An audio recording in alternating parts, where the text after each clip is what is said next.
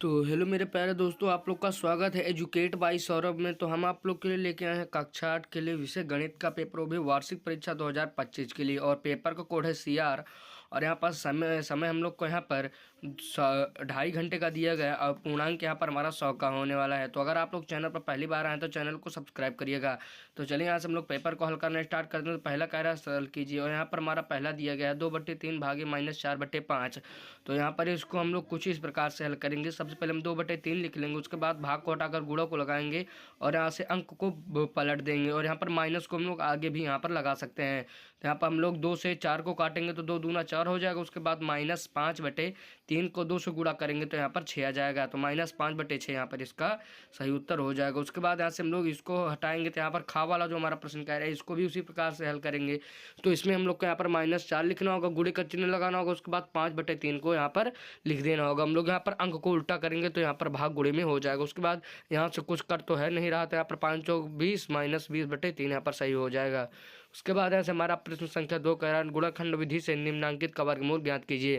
तो यहाँ पर आप लोग को इसको यहाँ से अपने हाथ से लगाना होगा, तो आप लोग यहाँ पर इसको लगा सकते हैं आप लोग यहाँ पर। उसके बाद यहाँ से हम लोग आगे बढ़ेंगे तो यहाँ पर हमारा अगला प्रश्न कह रहा है वह छोटी से छोटी प्राकृतिक संख्या ज्ञात कीजिए जिसे 49 31 में जोड़ दिया जाए तो पूर्ण यहाँ पर बन जाए। उसके बाद चौथा प्रश्न कह रहा है 28 12 16 में किस लघुत्तम संख्या से भाग दें कि भागफल एक पूर्ण घन बन जाए। तो ये हमारा 8 नंबर का है, तो उसको आप लोग जरूर से तैयार कर लीजिए। उसके बाद पाँचवा प्रश्न कह रहा है छोटी से छोटी संख्या जिसमें 10,000 से गुणा करने पर गुणनफल पूर्ण घन बन जाता है, निम्नांकित नहीं होगा।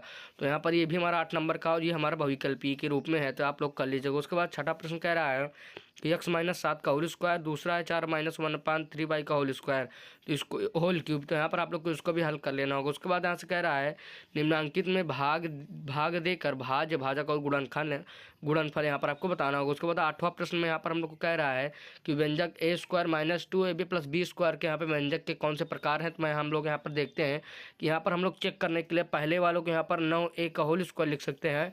और यहाँ पर उसके बाद 116, तो यहाँ पर किसी का स्क्वायर है नहीं, तो हम लोग इसको यहाँ से व्यक्त नहीं कर सकते, तो इसका मतलब ये हमारा व्यंजक नहीं है। तो इसको हम लोग यहाँ पर हल करते समय नीचे लिख देंगे। उसके बाद यहाँ से हम लोग आगे जब बढ़ेंगे तो यहाँ पर हमारा खा वाला जो हमारा कट जाएगा पहले। उसके बाद यहाँ से हम लोग जब खा में आएंगे तो यहाँ पर हमारा जो खा वाला यहाँ पर जो दिया गया है वो कह रहा है 16b², उसको हम लोग 4b का होल स्क्वायर लिख सकते हैं।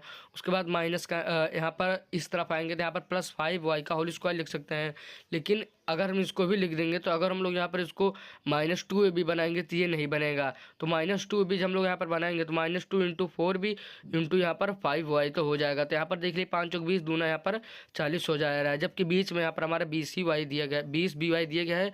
तो अर्थात ये भी हमारा एक प्रकार का व्यंजक नहीं है, तो हम लोग यहाँ पर नीचे लिख देंगे, तो ये भी हमारा गलत है। उसके बाद 9वां यहाँ पर हम लोग देखते हैं कि ये दोनों हमारे व्यंजक नहीं है, तो हम लोग को यहाँ पर नीचे हल करके यहाँ पर लिख देना होगा।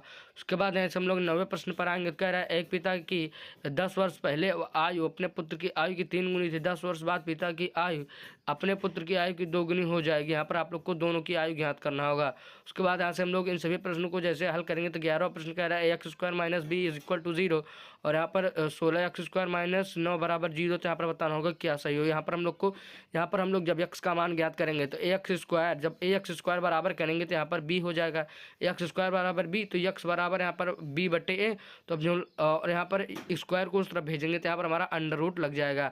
तो x = ±√b/a, तो यहाँ पर हो जाएगा। उसके बाद यहाँ पर 16x² बराबर यहाँ पर 9 करेंगे। उसके बाद x² बराबर 9/16 करेंगे। तो यहाँ पर हम लोग जब x बराबर करेंगे तो यहाँ पर अंडर रूट आ जाएगा। तो यहाँ पर इसका मान जो यहाँ से हमारा हो जाएगा 9 का वर्गमूल 3 और 16 का वर्गमूल 4, तो यहाँ पर हमारा हो जाएगा। तो यहाँ पर हम लोग देखते हैं कि यहाँ पर हमारा 3/4 यहाँ पर सही उत्तर हो जाता है। उसके बाद यहाँ से हम लोग इन सभी प्रश्नों को देख लीजिएगा आप लोग।